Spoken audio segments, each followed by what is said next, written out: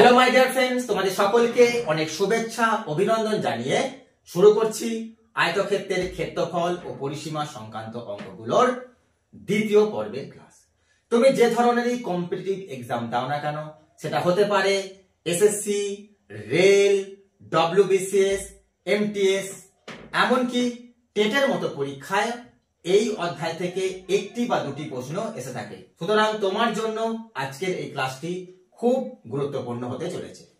আজকের ক্লাসের প্রথম অঙ্ক, একটি বাগানের ক্ষেত্রফল 120 বর্গমিটার এবং পরিসীমা 46 মিটার হলে ওই বাগানের কর্ণের দৈর্ঘ্য কত? আমরা যদি একটা এরকম বাগান অঙ্কন করি, যেটা আয়তক্ষেত্র একটি বাগান, এই বাগানের ক্ষেত্রফল বলে দেওয়া আছে, এটা হচ্ছে বাগানের ক্ষেত্রফল 120 বর্গমিটার।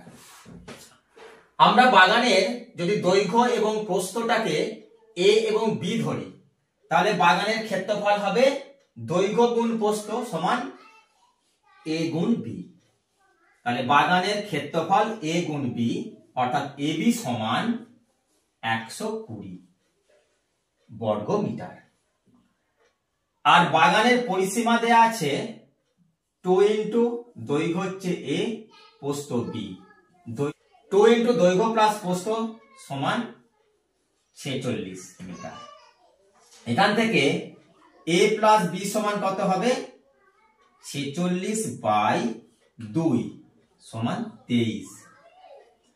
একটা জিনিস দেখো, এখানে যদি আমরা দুটো সংখ্যা এ এবং বি ধরি, এ কে দৈর্ঘ্য এবং বি কে প্রস্থ দ্বারা প্রকাশ করেছি, দুটো সংখ্যার গুণফল দেয়া আছে 120 এবং দুটো সংখ্যার যোগফল দেয়া আছে 23।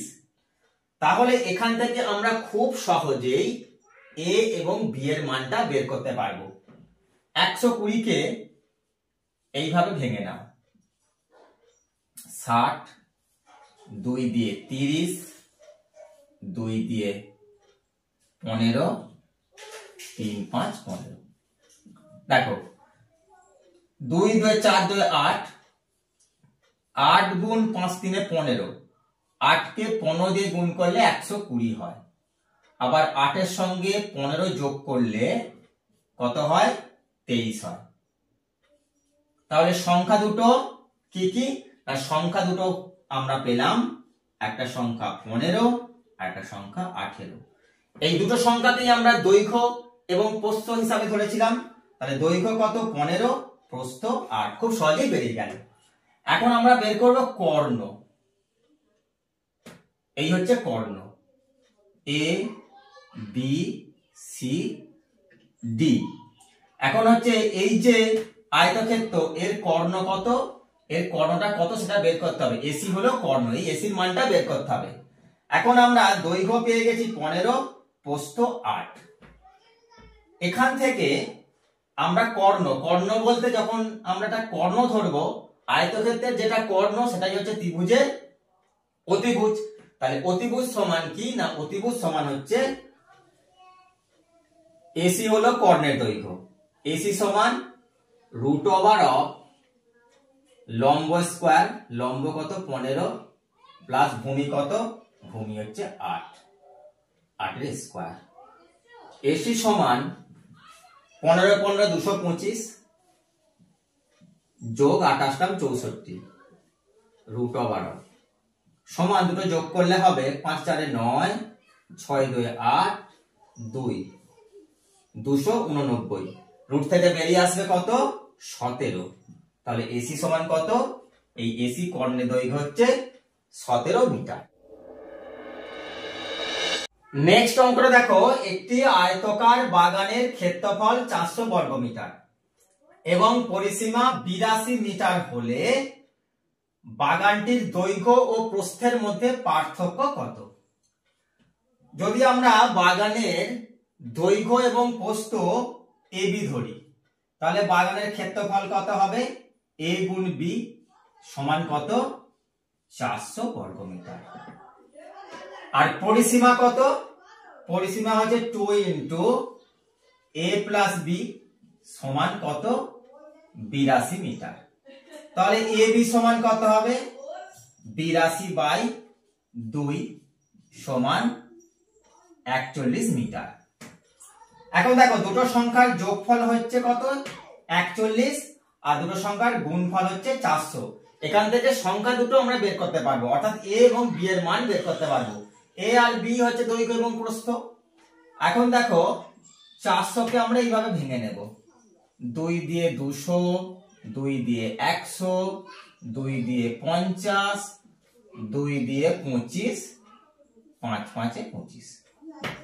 এখন দেখো 5 5 25, 2 2 4, 2 8 আর 2 16। 16 কে 25 দিয়ে গুণ করলে দেখো 400 হয়। আবার 16 এবং 25 যোগ করলে 41 হয়। তাহলে আমরা এ সমান কত লিখতে পারি, এ সমান আমরা 25 বলতে পারি, আর বি সমান কত বলতে পারি, বি সমান 16 বলতে পারি।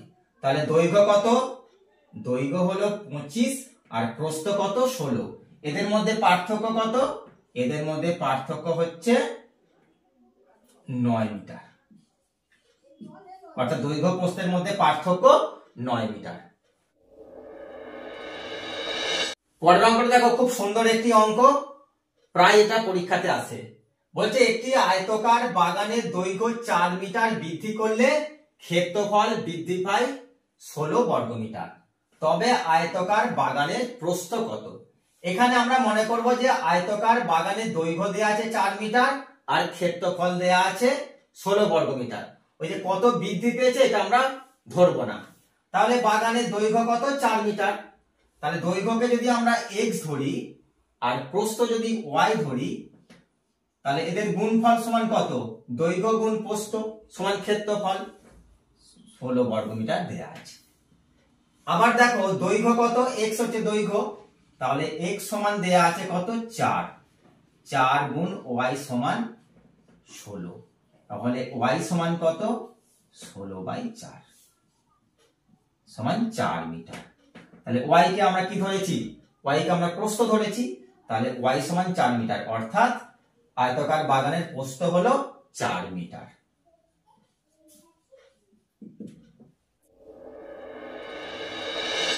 চলো এই টাইপের অঙ্ক আমরা আরেকটা দেখি। একটি আয়তকার বাগানের প্রস্থ 3 মিটার হ্রাস করলে ক্ষেত্রফল 27 বর্গমিটার হ্রাস পায়, তবে আয়তকার বাগানের দৈর্ঘ্য কত। এখন দৈর্ঘ্যটা বের করতে হবে। ওই যে হ্রাস বলেছে, হ্রাস বা বৃদ্ধি এইটাকে আমরা দেখবো না বা এটাকে নিয়ে আমরা ভাববো না। আমরা ভাববো যে বাগানের প্রস্থ দেয়া আছে 3 মিটার এবং ক্ষেত্রফল দেয়া আছে 27 মিটার, 27 বর্গমিটার। তাহলে দেখো আয়তকার বাগানের দৈর্ঘ্য x আর প্রস্থ y, তাহলে ক্ষেত্রফল xy বর্গমিটার। এখন এইটা সমান কত 27 বর্গমিটার। প্রস্থ দেয়া আছে, y হলো প্রস্থ, তাহলে y যদি প্রস্থ হয় এটা 3, তার মানে x গুণ 3 সমান 27। এখানে x সমান তাহলে কত হবে 27/3 সমান 9, x সমান 9 মিটার। x সমান আমরা কি ধরেছি, x সমান আমরা বাগানের দৈর্ঘ্য ধরেছি, তাহলে এই বাগানের দৈর্ঘ্য 9 মিটার। এই অঙ্কটা দেখো, একটি আয়তক্ষেত্রের প্রস্থ 10 মিটার, দৈর্ঘ্য 2 মিটার বৃদ্ধি করলে ক্ষেত্রফল কত বর্গমিটার বৃদ্ধি পাবে। এই অঙ্কটা সলভ করার আগে প্রথমে একটা আমরা আয়তক্ষেত্র অঙ্কন করব।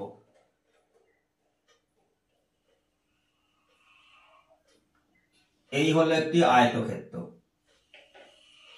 এই আয়তক্ষেত্রের প্রস্থ দেয়া আছে কত 10 মিটার, এটা প্রস্থ, আর দৈর্ঘ্য সেটা আমাদের কত জানার দরকার নেই, এটা নাম দিয়ে দাও ABCD একটি আয়তক্ষেত্র।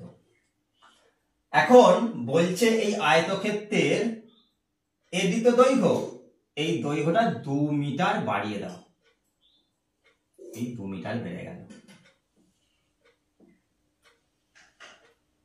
এটা 2 মিটার, এটা 2 মিটার, এটা 10 মিটার। তাহলে এখন এই আয়তক্ষেত্রের ক্ষেত্রফল কত হবে? ক্ষেত্রফল হবে 10 গুণ 2 সমান 20 বর্গ মিটার। এই আয়তক্ষেত্রটা দেখো, যখন এ বি সি ডি একটা আয়তক্ষেত্র ছিল, তো সেই আয়তক্ষেত্র যখন বেড়ে গেছে, তো সেই অংশটারই তো ক্ষেত্রফলটা বেড়েছে। তাহলে ওই যে বলছে কত বর্গ মিটার ক্ষেত্রফল বৃদ্ধি পেয়েছে, এই 20 বর্গ মিটার ক্ষেত্রফল বৃদ্ধি পেয়েছে।